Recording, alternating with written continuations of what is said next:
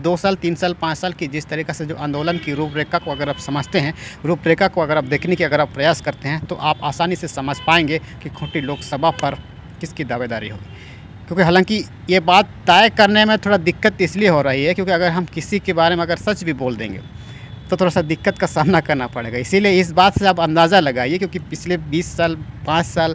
की राजनीतिक तस्वीर को, उस जगह की सुगबुगाहट को अगर आप समझने की अगर आप प्रयास करते हैं तो आसानी से आप समझ पाएंगे कि उस जगह पर किसकी झंडा लहराएगी। दोस्तों, खूंटी लोकसभा की कुछ तस्वीर हम आपके सामने में रखने जा रहे हैं, आप ध्यान से सुनिएगा, जिससे आप समझ जाएंगे कि खूंटी लोकसभा पर आखिर किसकी दावेदारी होगी। नमस्कार, मैं हूं विश्राम, आप देख रहे हैं उभरता झारखंड। दोस्तों, भारतीय जनता पार्टी के केमे से अर्जुन मुंडा को चुनाव मैदान पर उतार दिया गया है और उसी के विपक्ष में कांग्रेस की तरफ से कालीचरण मुंडा को उतार दिया गया है। अब इंटरेस्टिंग बात यह है कि उस जगह पर ऐसे कई कैंडिडेट हैं जो कि खुद ये दावेदारी कर रहे हैं कि जनता ने मुझे चुन के भेजा है या फिर जनता ने मुझे चुनाव पर जिताएगी। ऐसे कई तरह की मुद्दे, ऐसे कई तरह की सवाल, ऐसे कई तरह की जवाब पब्लिक आज की तारीख पर देने पर पहुँच नहीं आती है। लेकिन मज़े की बात यह है दोस्तों, पिछले 25 साल में, पिछले 4 साल में 4 बार में जिस तरीक़ा से खूंटी इलाके पर, उस खुटखटी एरिया पर, खुटखटी इसलिए कहा जाता है, खुटखटी के इतिहास को अगर आप समझते हैं तो ज़्यादातर खूंटी में ज़्यादातर मुंडा जनजाति होने के, खुटखटी मुंडा होने के नाम से ही ये खूंटी पड़ा है, खुटखटी। लेकिन वास्तविकता में उस नाम को बदलने का सबसे बड़ा रीज़न ये था कि हम खूंटी को गैर खुटखटी क्षेत्र में हम घोषित कर सकें। और लगभग 2014 में इसका कई लोगों ने विरोध प्रदर्शन किया था और तत्पश्चात उसको खारिज करना पड़ा। सवाल ये नहीं है, सवाल ये है दोस्तों कि आखिर खूंटी लोकसभा पर आज की तारीख पर कौन इसके विपक्ष, कौन इसके पक्ष में खड़ा है। क्योंकि पिछले 5 साल की राजनीति की करियर को अगर आप देखते हैं, अगर आप समझते हैं, क्योंकि उसकी जनमानस जो किस तरह से जो झेल रहे हैं, किस तरह की मार से जो धंस झेल रहा है, इसको अगर आप समझने की प्रयास करते हैं तो आप आसानी से आप समझ पाएंगे। क्योंकि खूंटी इलाके में जल जंगल ज़मीन की तमाम तरीक़े की आंदोलन को मैंने देखा है और इसी का जुड़ी अगर थोड़ा सा हट के अगर आप जाओगे तो धर्म कोड की आंदोलन को आपने करीब से देखा है, करीब से समझा है। लेकिन इन सारे आंदोलनों के बीच में आज की तारीख पर अगर हम समझने की अगर हम प्रयास करते हैं, देखने की अगर हम प्रयास करते हैं, आज की तारीख पर जिस तरीक़ा से जो सामने चेहरा आ रही है, आपको क्या लगता है? क्योंकि पिछले 22-20 साल में जिस तरीक़ा से इन लोगों के अपने राजनीतिक करियर अपने अपने स्तर से तो लोग कर ही रहे हैं, लेकिन इनके बावजूद भी क्या है ना, समय के अनुसार जितने भी जो पॉलिटिकल पार्टी की जितनी भी जो पावर होती है वो हमें लगता है बदलती जाती है। क्योंकि हर एक जनरेशन में जब नए जब मुद्दे आती है, नए जब समस्या आती है, उन सारे चीज़ों का जब निपटारा कोई पार्टी के द्वारा जब नहीं किया जाता है तो ऐसे स्थिति में उस पार्टी को, उस जगह की जितनी भी जनता से तो हाथ धोना ही पड़ेगा। और जिस तरीक़ा से जो खुटखटी क्षेत्र होने के कारण, जिस तरीक़ा से जो लोग शिक्षा से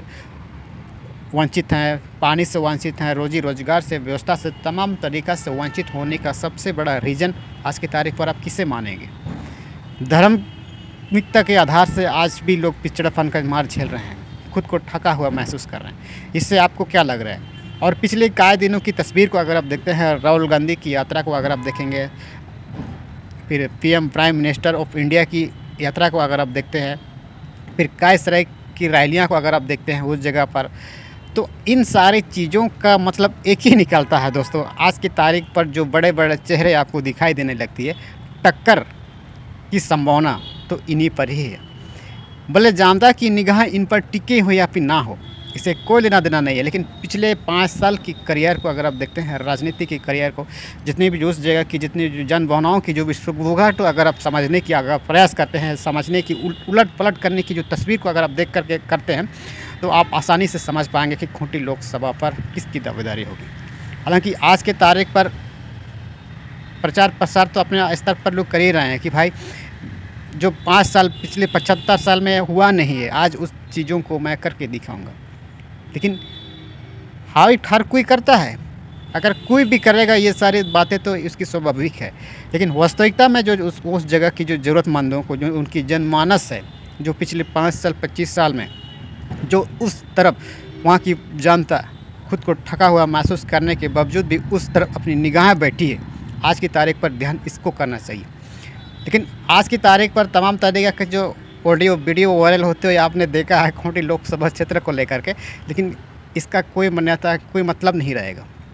क्योंकि पिछले 2 साल 3 साल 5 साल की जिस तरीक़े से जो आंदोलन की रूपरेखा को अगर आप समझते हैं, रूपरेखा को अगर आप देखने की अगर आप प्रयास करते हैं, तो आप आसानी से समझ पाएंगे कि खूंटी लोकसभा पर किसकी दावेदारी होगी।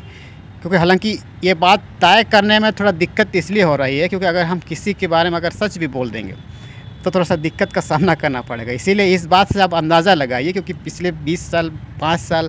की राजनीतिक तस्वीर को, उस जगह की सुगबुगाहट को अगर आप समझने की अगर आप प्रयास करते हैं तो आसानी से आप समझ पाएंगे कि उस जगह पर किसकी झंडा लहराएगी। तो ये छोटे से जानकारी आप सबको कैसी लगी, ऐसा ही तमाम छोटी बड़ी जानकारी से हम आप सबको अवगत कराएंगे, क्योंकि इसी तरह से जुड़ी जानकारी हम आप सबको देते रहते हैं। अगर हमारी कई गई बात से आपको थोड़ा सा भी मन में थोड़ा सा कन्फ्यूज थी और शायद दूर हो गई होगी, तो इस वीडियो को शेयर कीजिए और चैनल को सब्सक्राइब करना बिल्कुल मत भूलिएगा, क्योंकि इसी तरह से जुड़ी जानकारी हम भविष्य में देते रहते हैं। धन्यवाद।